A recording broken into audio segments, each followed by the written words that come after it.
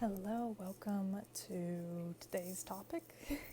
This isn't going to be so much of a healing video. We're just going to kind of discuss the difference between Reiki and Qi Healing. So I'm going to just kind of, to the best of my ability, explain the difference. Just please keep in mind, this is coming from my own experience and my own experience only, and the things that I have learned and what the things I have been told and things like that. So I always recommend everyone to always do your own Google research, talk to other Reiki healers, ask them questions about what they have learned and the experiences they have had, because that will give you a better idea of what Reiki is, as well as, even Qi Healing too, as mainly Qigong teachers, but we'll get into that. Okay, so first off, I'm going to start with Reiki. So what is Reiki? Reiki is universal life force energy. It was obviously the main difference between these two, Reiki and Qi, is they come from two separate countries. Reiki is Japanese. I'm not going to go too much into the history about that. I'll probably put like a little title right there if you wanted to look into it.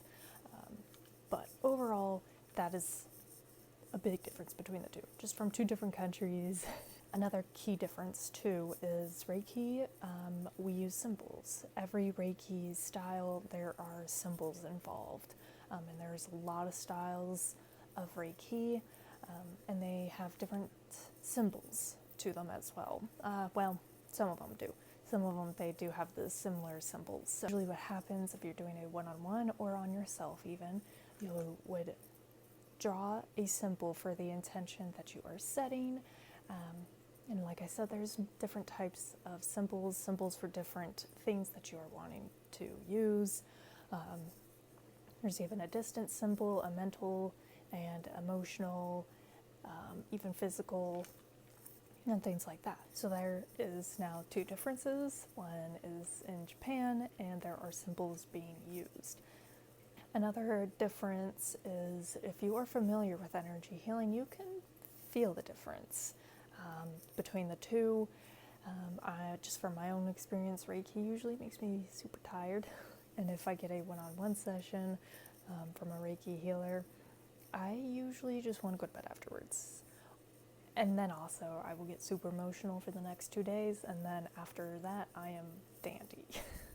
And again, going to just talk about my own experience and what I've been told and how I was taught is usually when you draw your Reiki symbol and you set the intention, you step back. So you draw your symbol, you set the intention, and you just try to get the mind to just quiet, so the energy can do what it needs to do. It's very intelligent and knows what to do and knows what it needs to do. However, you as the healer need to really allow that energy to come through.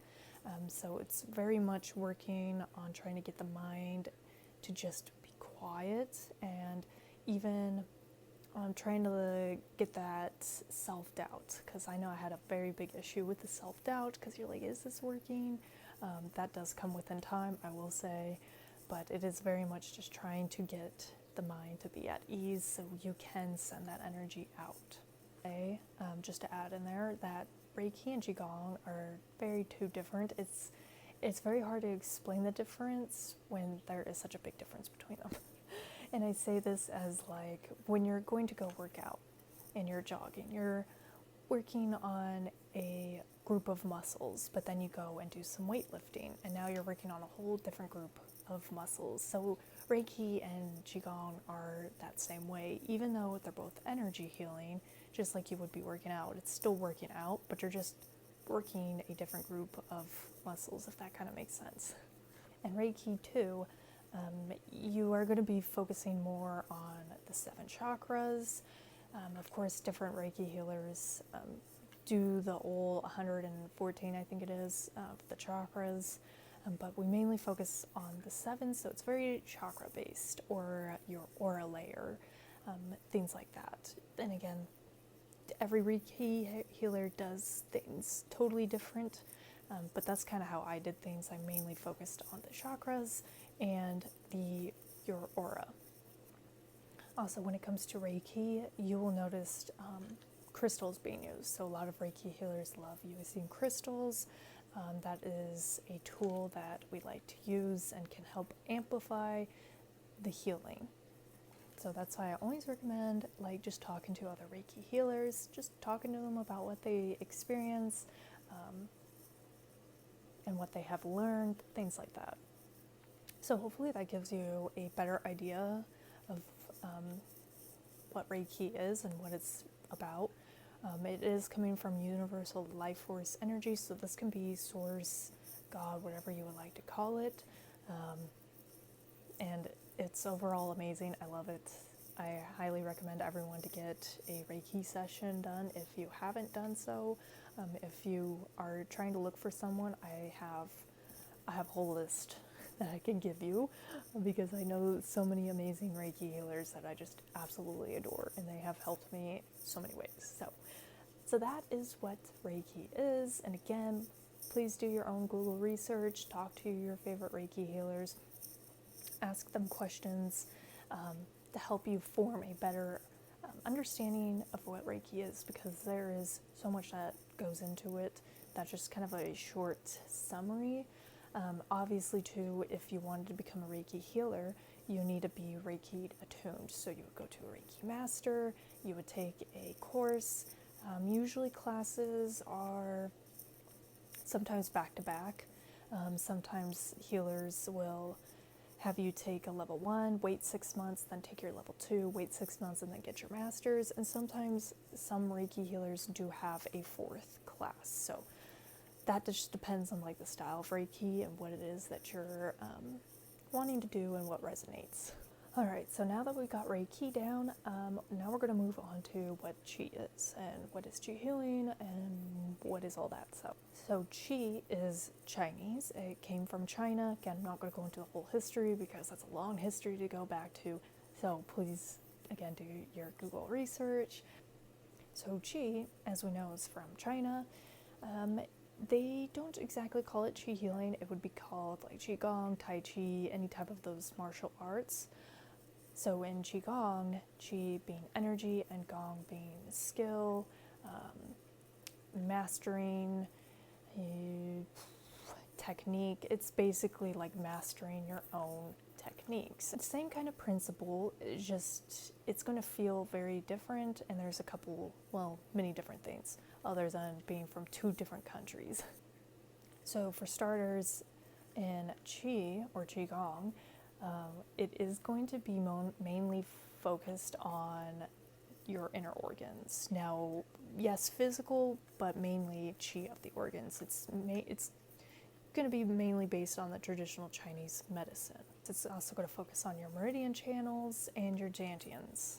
A video for another time because that can get a little wild at times.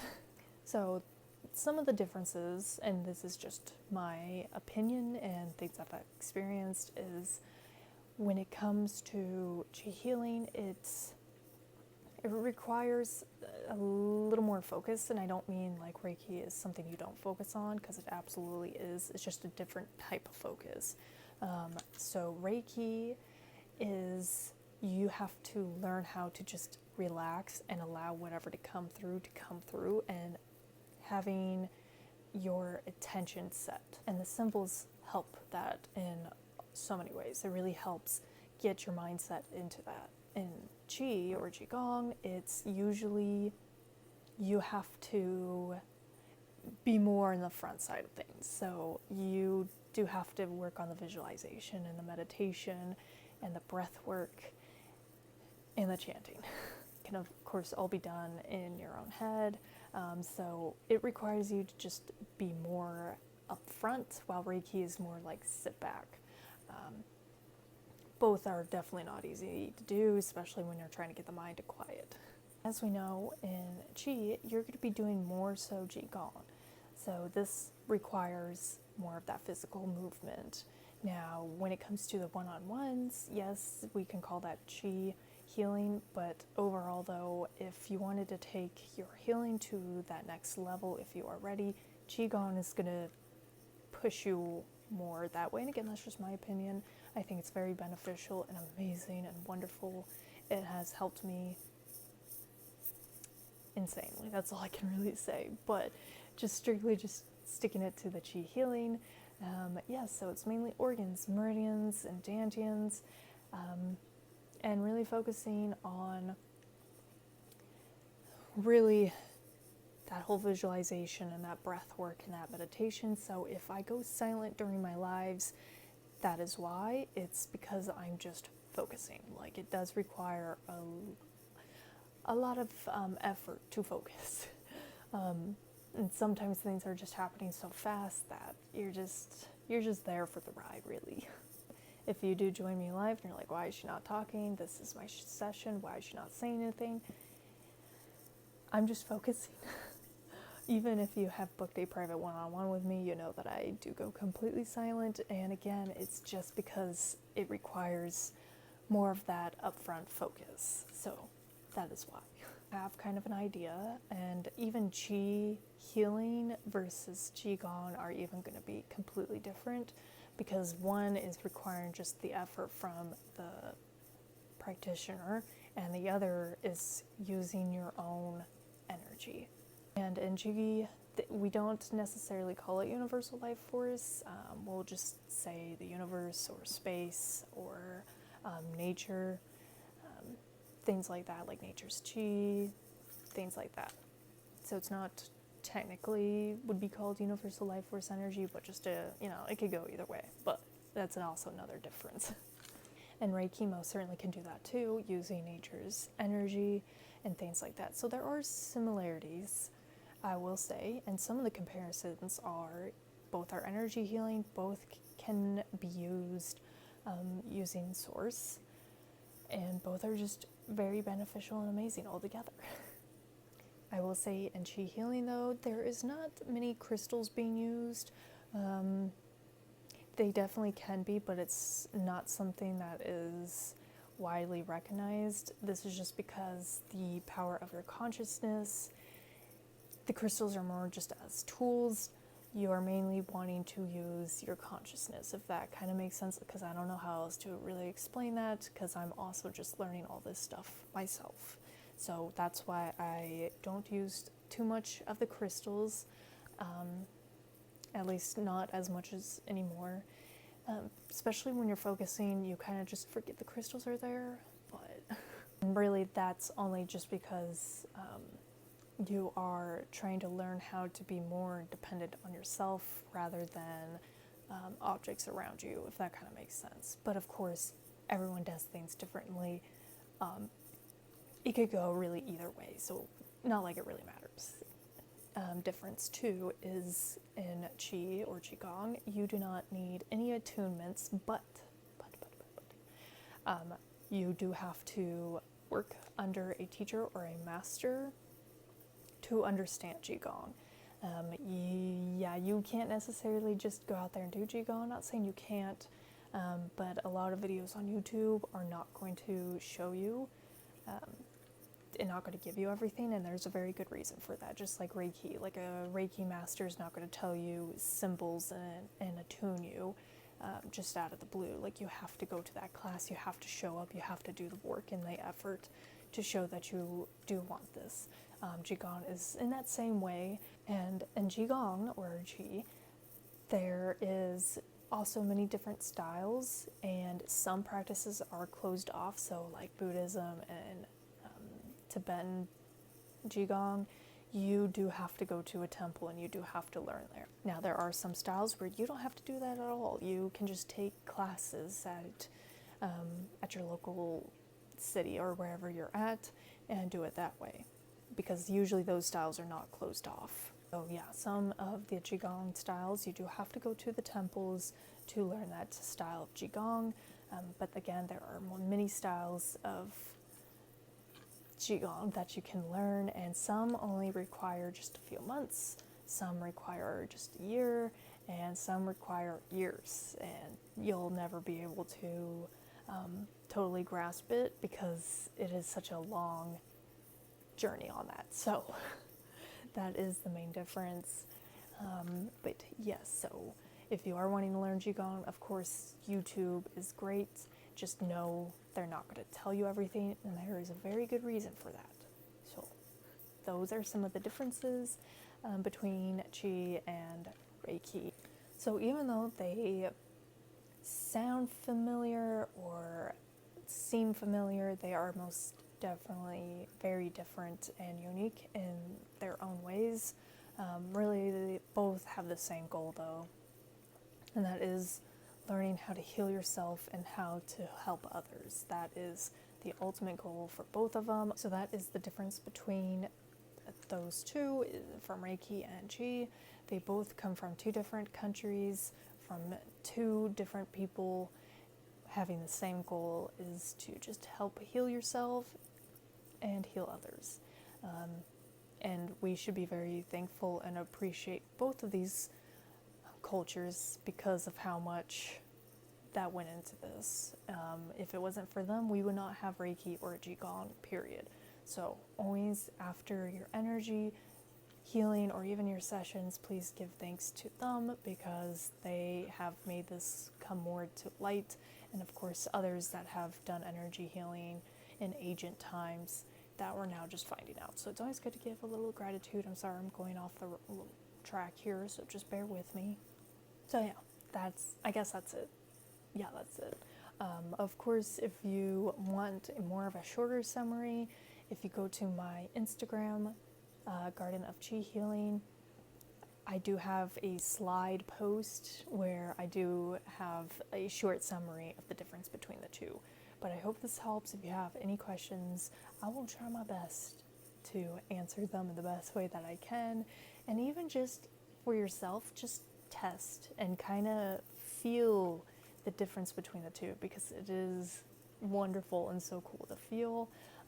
Like when you're on someone's live and you're watching them do Reiki, just take a moment and kind of be mindful of how you're feeling and what you feel, and write it down, and then go and do Qi healing or do a Qigong. Be mindful of how you feel and see the difference between the two, because it is so cool. It's a cool experience to really feel. But yeah, so I hope this helps, and I'll see you next time.